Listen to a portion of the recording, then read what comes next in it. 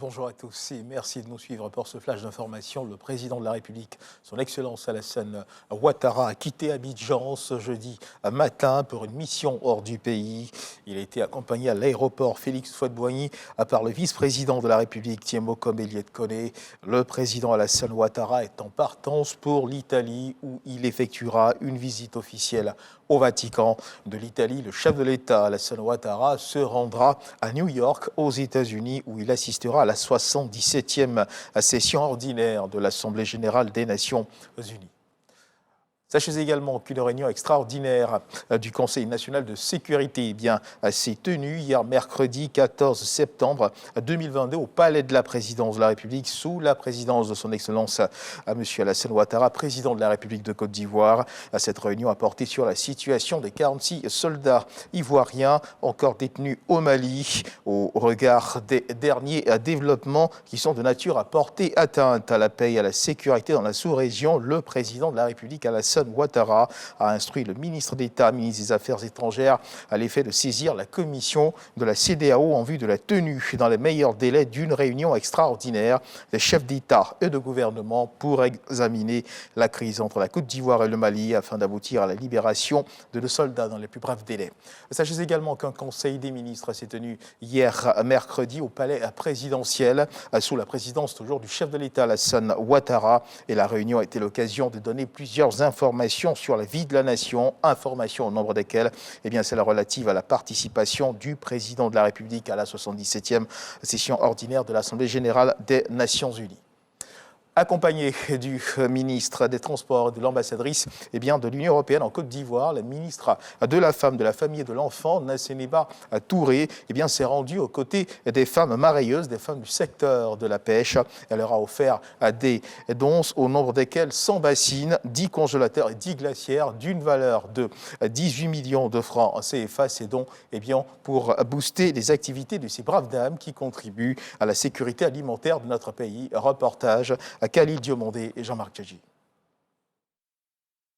100 bassines, 10 congélateurs d'une capacité de 750 litres et 10 glacières. Des dons du ministre de la Femme, de la Famille et de l'Enfant aux femmes du secteur de la pêche. Coût global, 18 millions de francs CFA. Cette dotation est consécutive à la visite de Nassénéba Touré aux femmes du débarcadère de Lokodro, dans la commune d'Atekoubé, le 12 septembre dernier, visite au cours de laquelle elle a pu toucher du doigt les difficultés qu'éprouvent les actrices du secteur halieutique. Ces dons viennent booster leurs activités. Les congélateurs, ça peut apporter beaucoup de choses parce qu'on conserve aussi le poisson. Donc si on gagne un congélateur, on peut conserver nos poissons. C'est très bien aussi. Et ça va nous relever encore davantage. Vraiment, c'est une femme qui sait donner le courage à ses sœurs. Ces matériels leur procure joie et satisfaction, mais elle ne manque pas de réitérer quelques préoccupations majeures. Nous souhaiterions que plusieurs conteneurs de poissons soient mis à notre disposition. Nous souhaiterions que vous nous octroyiez un agrément de bateau d'une valeur de 200 millions de francs CFA. Nassénéba Touré salue tout d'abord la contribution de ces femmes à la sécurité alimentaire, avant de les rassurer quant au traitement de leurs doléances. Grâce à vos efforts, votre courage et votre détermination, sous la pluie et sous le soleil, en bravant les intempéries, vous veillez à l'approvisionnement régulier de tous les marchés de Côte d'Ivoire. Soyez infiniment remerciés au nom du président de la République. Soyez rassurés que toutes les doléances seront traitées avec la plus grande attention et des solutions idoines seront proposées.